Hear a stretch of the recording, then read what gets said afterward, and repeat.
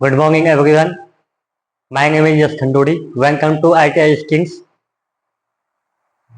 तो आज हम पढ़ेंगे कि जो हमारा नेशन 8 है, पैसों का प्रबंधन करने के तरीके।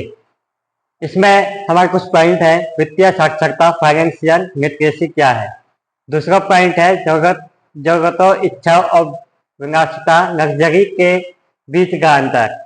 एवं तीसरा जो हमारा पॉइंट होगा वो होगा आय यानी इनकम और मासिक आय मंथली की गणना करना। अब हम इस पे चर्चा करेंगे। मैं मुद्रा व्यवस्था के बारे में यह पहले से जानता हूं। पैसों के संबंध में यहाँ दिए गए लक्ष्यों में से उन दो लक्ष्यों पर गुना बनाएं जो सबसे पहले जरूरी है। अधिक पैसे बचाए, एक बैंक खाता खोलें, अच्छी कमाई करें, अपने लिए कुछ कीमती खरीदें, ज्यादा खर्च करना बंद करें, किसी करीबी के लिए उपहार खरीदें, पैसे का निवेश करें, लोन प्राप्त करें, पैसे बचाने में दूसरों की मदद करें, एक मासिक बजट और खर्च करने की योजना बनाएं। जैसे कि हमने इस बॉक्स के अंदर कुछ मेन पॉइंट देखे कि अधिक पैसे बचाए। यदि अगर हम पैसों को अधिक खर्च करेंगे तो हमारे पास पैसे नहीं बच पाएंगे। दूसरा है कि एक बैंक खाता खोलें। यदि अगर हम बैंक में खाता खोलेंगे तो हमारा अकाउंट में पैसे सेव रहेंगे। अच्छी कमाई करें, क्योंकि आज के जनरेशन में पैसा होना बहुत जरूरी है, इसलिए अच्छी कमाई के लिए इसमें टॉपिक दिया गया है। अपने लिए कुछ कीमती खरीदें। यदि अगर आपके पास पैसा है तभी आप अपने लिए कुछ कीमती खरीद सकते हैं, इसमें यह टॉपिक दिया गया। ज्यादा खर्च करना बंद करें।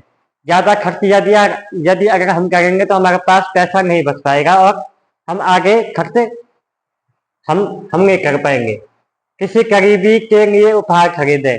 यदि अगर आज हमारे पास पैसा है तो हम किसी के लिए, जैसे किसी का जन्मदिन हो गया या कुछ भी पार्टी हो गई, तो हमको उसके लिए कुछ ना कुछ गिफ्ट लाना चाहिए। क्योंकि यदि अगर हमारे पास इनकम का साधन है तो हम उसके लिए खरीद सकते हैं।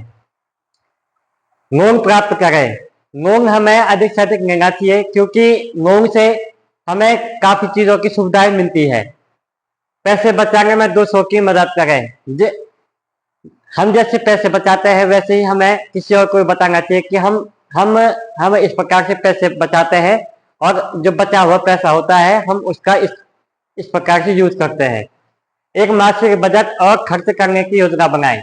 हमें जैसे हमारी कुछ मंथली जो सैलरी आती है, हमें उसकी एक योजना बनानी चाहिए कि हमको इतना पैसा बचाना है और इतना पैसा यूज करना है।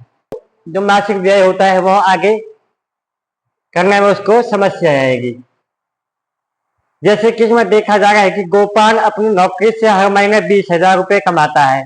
वह किराए और दूसरे बिलों के लिए हर महीने 10,000 रुपये खर्च करता है।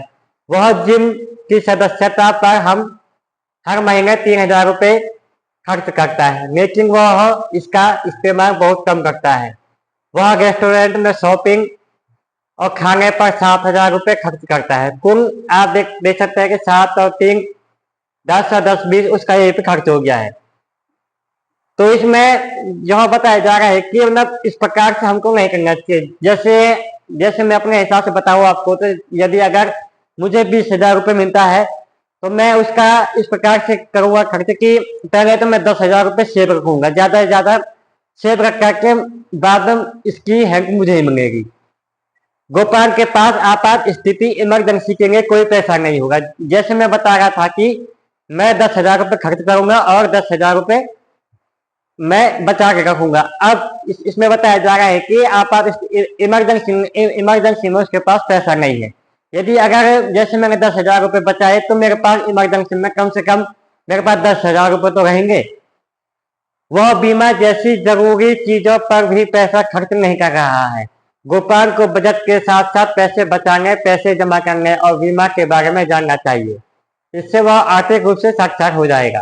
जैसे बताया जा रहा है कि वह बीमा जैसे जरूरी चीजों में भी पैसा खर्च नहीं करता है। जैसे आप देख सकते हैं कि आजकल उत्तराखंड सरकार के द्वारा, जो भारत सरकार है, इसके द्वारा अनेक योजनाएं बनाई गई है।